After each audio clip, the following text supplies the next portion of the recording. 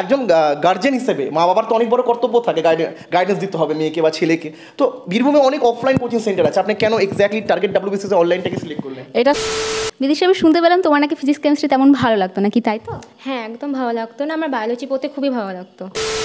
Biology এবং physics chemistry পড়ে যদি এএনএম জিএনএম ক্র্যাক করবে তুমি ভেবে থাকো, তাহলে এটা কিন্তু তোমার সম্পূর্ণ ভ্রান্ত ধারণা। নমস্কার আমার সকল ভাই বোনেরা, আমি কিন্তু চলে এসেছি বীরভূমের নলহাটি শহরে। এই মুহূর্তে কিন্তু আমার সঙ্গে উপস্থিত আছে আমার বোন বিদিশা মণ্ডল।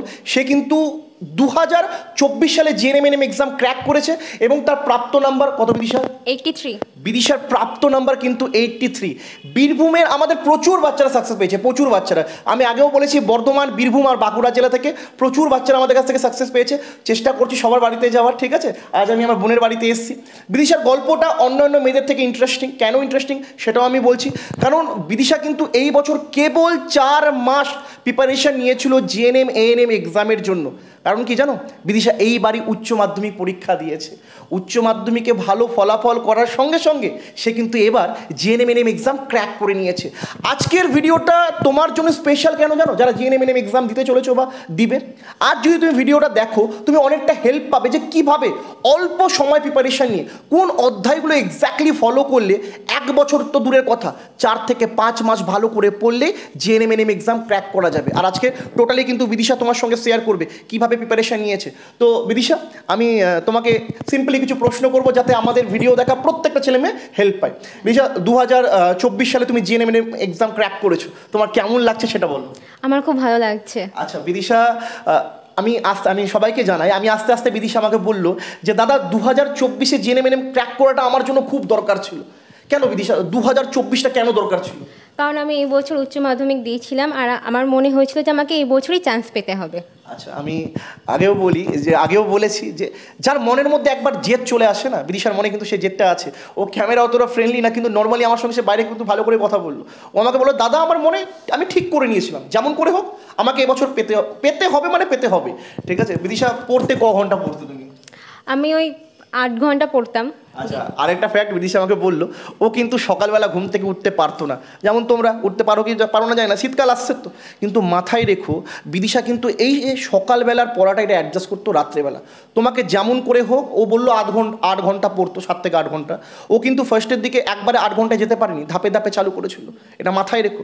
আর প্রিপারেশন নিতে গেলে মনের মধ্যে জেদ রাখতে শুরু করে, এরকমই জেদ রাখতে হবে বিদিশার মতো, যে পেতে গেলে আমাকে এবছরই পেতে হবে। 2025 যদি তোমার স্বপ্ন হয়ে থাকে, মনে কিন্তু একদম সক্রিয় ভাবনা নিয়ে আসো, 25-এ পেতে হবে। চলো বিদিশার কাছে আমরা শুনিনি এক্স্যাক্টলি বায়োলজির কোন কোন অধ্যায়গুলো স্পেশালিও পড়েছিল। বিদিশা, তুমি তো বায়োলজি পড়েছিলে, আর জিএনএম এক্সামে 115 মার্কের এক্সামে বায়োলজির উপরই কত থাকে? 50 মার্ক থাকে। 50% মার্ক বায়োলজির মধ্যে লুকিয়ে আছে, 40টা প্রশ্ন। ঠিক আছে, তুমি এক্স্যাক্টলি কোন অধ্যায়গুলো ফলো করো?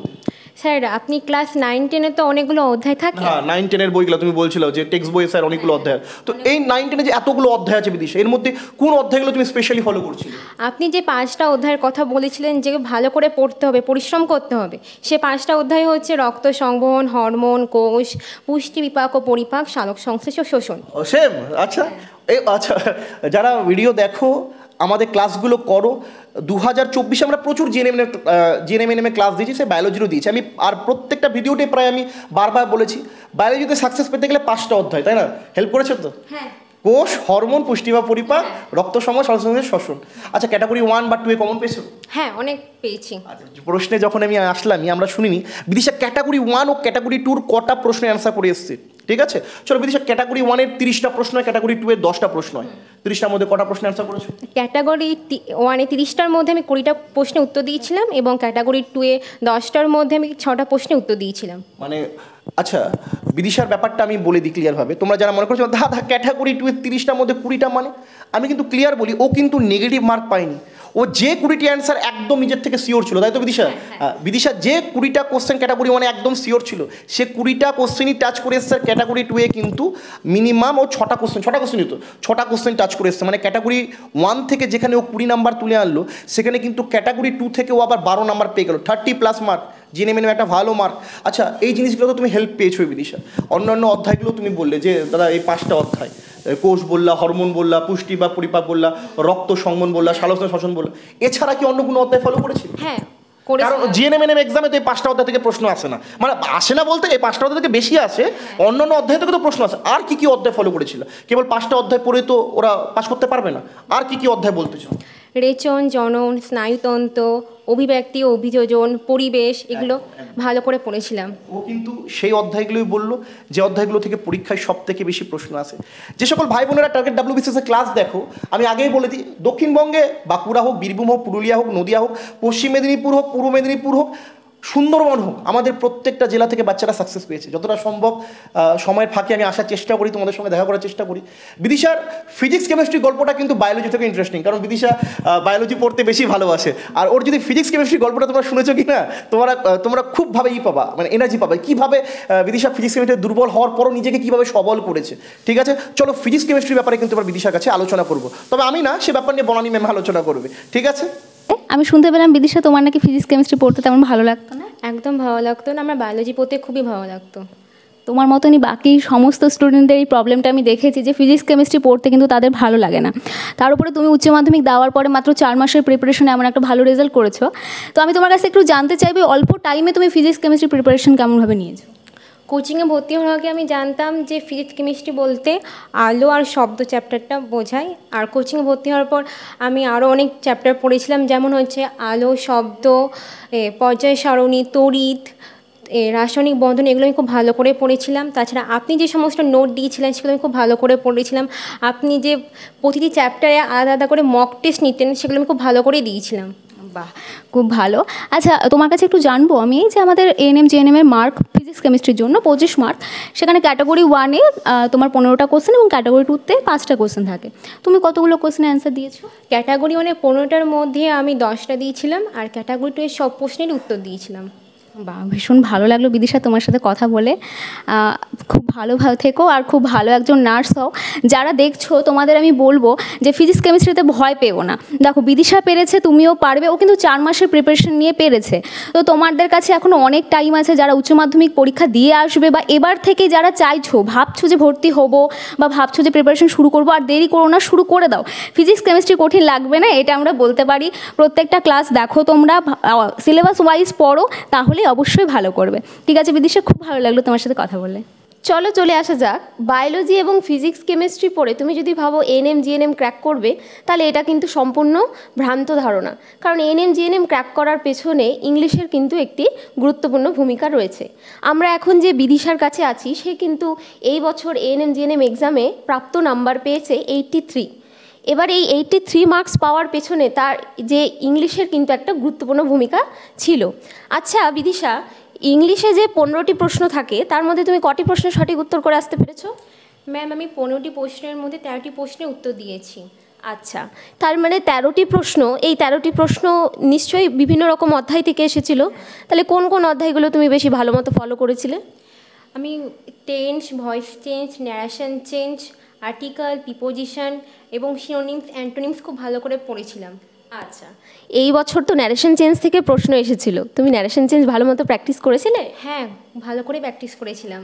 আচ্ছা, তাহলে এবার 2025-এ যারা এএনএম জিএনএম এক্সাম দেবে, তাদেরকে তুমি কি বলতে চাও যে তারা কিভাবে ইংলিশটা মানে প্র্যাকটিস করবে, কিভাবে তারা সেটি অধ্যয়ন করবে, সেটা তুমি একবার তাদের বলে দাও। যত তাতে তোমরা প্রস্তুতি নেবে, তত তাতে তোমাদের পক্ষেই ভালো হবে। তোমরা যেখান থেকে কোচিং নিতে পারো। আমি এই টার্গেট WBCS থেকে কোচিং নিচ্ছি। এখানে সুমন সাহেব বায়োলজি ক্লাস, বনানী ম্যামের ফিজিক্স কেমিস্ট্রি ক্লাস, শ্বেতা ম্যামের ইংলিশ ক্লাস আমার খুব ভালো লেগেছে। ওনারা খুব সুন্দর সহজ সরল ভাষায় বুঝিয়েছেন। ওনাদের মক টেস্ট আমার খুব হেল্পফুল হয়েছে। মানে সবশেষে এক কথাই বলবো যে পরিশ্রম করলে সব কিছু সাফল্য পাওয়া যায়। 2024 সালে কিন্তু বিদিশা 83 নাম্বার পেয়ে চমকে দিয়েছে সবাইকে। এক্স্যাক্টলি 4 মাসের একটা কঠোর পরিশ্রম ছিল এবং সে একটা সঠিক গাইডেন্স পেয়েছে এবং আগিয়ে গিয়েছে। 2024 সালে জিএনএম এনএমে সফলতা পেয়েছে। আর 83 একটা এমন নাম্বার, যে নাম্বার নিয়ে সে কিন্তু ফার্স্ট কাউন্সিলিংয়ে চান্স পেয়ে গেছে। কোন কলেজ পেয়েছে বোন তুমি? কাকদ্বীপ এইচডি হসপিটালে এনএম।